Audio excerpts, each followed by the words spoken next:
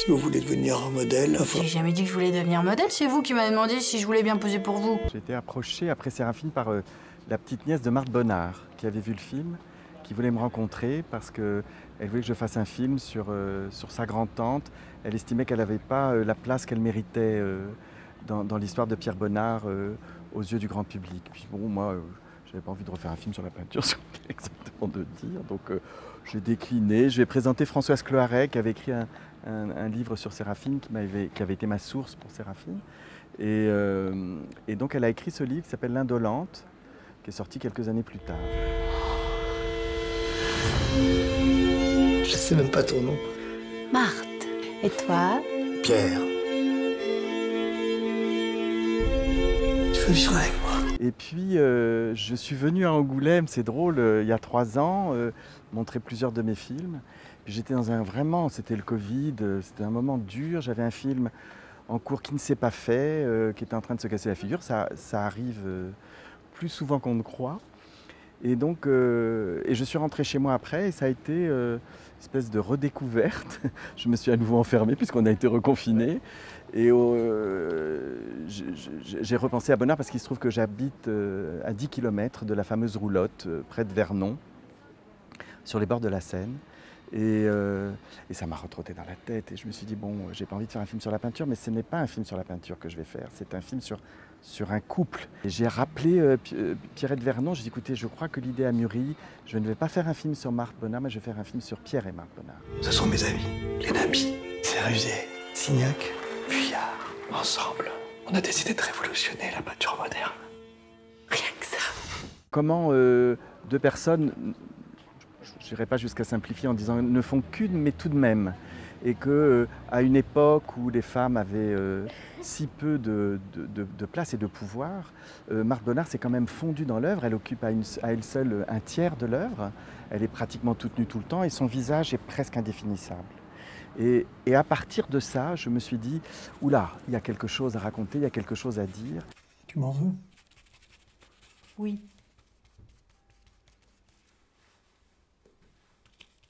Tu m'en veux vraiment? Oui. Tu m'aimes plus alors? Non. J'ai voulu entrer dans ce visage, peut-être un peu comme Bonnard, c'est ce que je pense. Je pense qu'il a essayé de comprendre qui elle était sans vouloir vraiment savoir, parce qu'il ne va savoir sa véritable identité que 35 ans après 35 ans de vie commune. Elle a menti, oui, je ne l'ai pas dit, elle a menti. Elle s'est fait passer pour une aristocrate italienne, fauchée, alors qu'elle était une simple fille de paysan du Berry. Enfin, ça dépend. Ça dépend de quoi? De comment tu m'aimes, toi. Bon.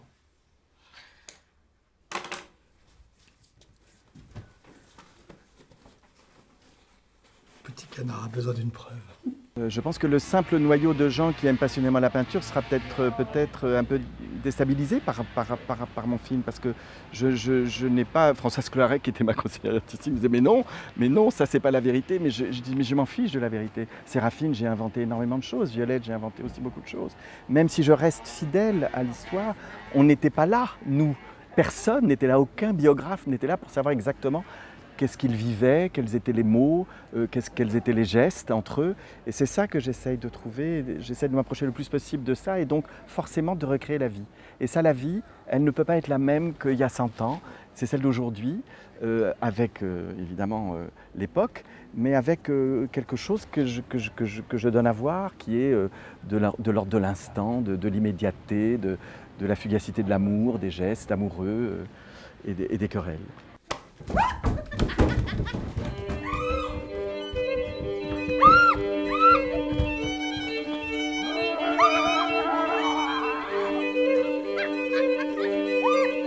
Cécile est très belle. Cécile, le personnage dans le film commence à 20 ans. Enfin, elle avait menti aussi sur son âge, elle avait menti sur toute la ligne, elle était orpheline, enfin tout ça. Mais Cécile, c'était un matériau pour moi, comment dire, assez particulier parce qu'elle était plus âgée que le personnage. Elle était plus âgée que ce que j'imaginais du personnage au départ. Le jour où je partirai, t'entendras plus jamais parler de moi. Plus jamais. Je veux pas me passer de toi, je veux pas. On a travaillé le rajeunissement et puis j'ai resserré le film sur cette période où elle a 40 ans. Je lui ai demandé de couper ses cheveux, elle est devenue brune, elle s'est complètement transformée. Mais ça a été très très très immédiat parce que comme toujours avec les femmes, c'est ma force sans doute, ou ma faiblesse, je ne sais pas, mais en tout cas, il y a quelque chose qui se fait immédiatement, une compréhension mutuelle et on s'est pigé tout de suite. Qu'est-ce qui ne va pas, Marthe? Je suis inquiète. Inquiète de quoi? Pierre me trompe. Au début, je me souviens quand elle a lu le scénario, elle avait dit « Ah là là, j'ai envie, mais ce personnage n'a rien de moi, mais rien ». Et en même temps, ce qui était important et intéressant pour elle, je crois, c'était justement d'aller là où elle ne va pas d'habitude. Elle n'est pas une gentille, elle n'est pas la Cécile de France qu'on connaît, solaire, merveilleuse, qu'on a envie d'aimer. C'est une femme complexe, manipulatrice, tordue, un peu perverse, qui va causer la ruine d'une autre femme. Elle est capable de ça et en même temps très entière. Alors l'indolente, c'est vous? Excusez-moi, vous allez me trouver ridicule, mais je dois vous le dire. Votre mari a fait de vous un mythe, madame. Un mythe. Au Beaux-Arts, vous êtes une célébrité.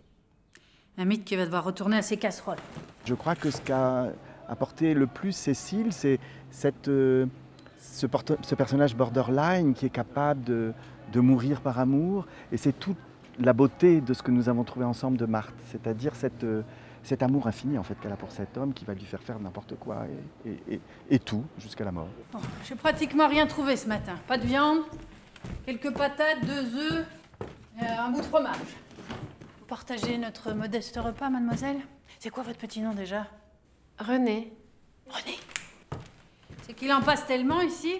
Non mais qu'est-ce que tu racontes? Intérieurement aussi, c'est une paix sans doute, que je fais sans doute avec mon père d'ailleurs, c'est aussi simple que ça. Et peut-être avec moi-même.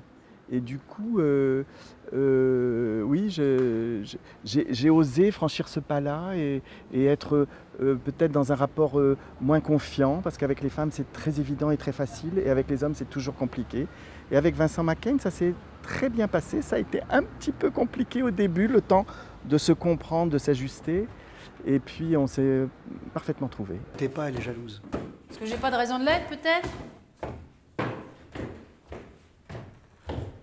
Pourquoi t'invites pas René à la roulotte? Avec Vincent, c'était très différent d'avec Cécile. Avec Vincent, ça a été d'abord un travail très concret, la diète, une diète très sévère, couper les cheveux, changer d'allure, faire de la gymnastique, parce que Bonnard était un homme élégant et se tenait très droit. Vincent, il est comme ça, il a de l'allure, hein, mais et ça a été vraiment un travail pas si simple pour lui, d'autorité sur lui-même, pour sortir du personnage Vincent Macaigne. Je voulais absolument le sortir du Vincent Macaigne qu'on connaît. Je fais souvent ce rêve d'une femme inconnue que j'aime et qui m'aime. D'ailleurs, dans les premières séquences, je me souviens, on s'est un petit peu heurté parce qu'il avait une nette tendance à faire ce qu'il sait faire d'habitude. Et c'est du Vincent Macaigne, c'est ce qu'on aime de lui. C'est formidable, moi je l'aime pour ça aussi. Mais Bonnard, c'était absolument impossible. Donc j'ai été un petit peu dur d'ailleurs. Il était très déstabilisé parce qu'il n'a pas l'habitude qu'on le traite comme ça. Je pense que j'ai été un peu trop brutal aussi. Et puis bon, après, c'est quelquefois les belles rencontres ont lieu comme ça. Et puis ça s'est fait vraiment. Et il a été totalement à l'écoute. Et surtout, il y a eu cette dernière partie, quand il y a eu tous les vieillissements, qu'il est arrivé à 80 ans et que je l'ai vu. Bon, les vieillissements, je les avais suivis, évidemment, toutes les transformations, je les avais suivies. Mais je me souviens, le premier jour, on était dans le Midi où j'ai dit moteur.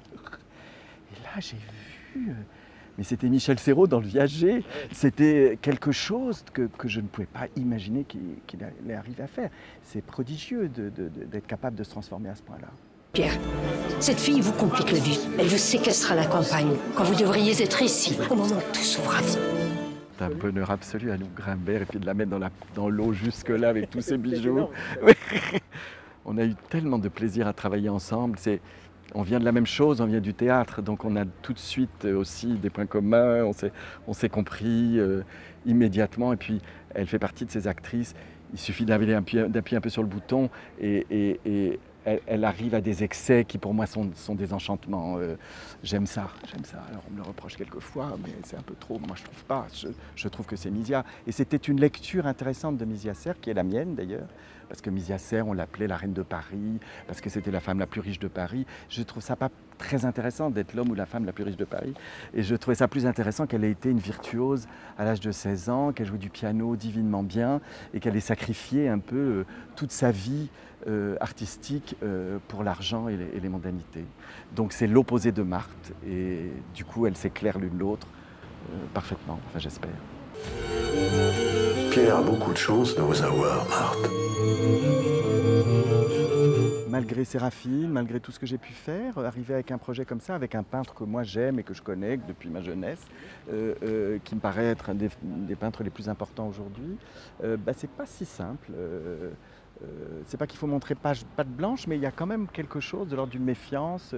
Est-ce qu'il est assez connu alors que je pense que le propos n'est pas là et que justement ce qui est intéressant c'est qu'il ne le soit peut-être pas tant que ça et que Marthe ne le soit pas du tout, qu'elle-même était peintre, qu'il y a une matière absolument formidable et que je pense que c'est le public qui va donner la réponse, mais il me semble que c'est très passionnant à connaître et à découvrir. Car elle me comprend et mon cœur transparent pour elle seule, hélas, cesse d'être un problème pour elle seule. J'étais parti au départ sur un film beaucoup plus ample. Mes producteurs pensaient que j'allais avoir beaucoup plus de moyens. On part toujours très victorieux en disant « ça va être formidable, La Bonne Épouse a tellement bien marché, tu vas avoir tout ce que tu veux ». Ben non. Et heureusement. Et je sens, et je vois que dans cette nécessité et cette économie, le mot n'est peut-être pas complètement juste parce que j'ai eu des moyens, mais dans cette contrainte, voilà, dans cette contrainte, c'est le mot juste, j'ai vraiment trouvé quelque chose et le film et le style du film. Et ça m'a demandé 10 fois plus de travail. J'ai quelquefois pas eu beaucoup de temps pour faire les prises, mais j'ai eu tout ce que je voulais. Et je suis très fier de ce film parce que je trouve qu'il me ressemble et qu'il est aussi 15 ans après comme un chemin parcouru depuis Séraphine et sans me trahir.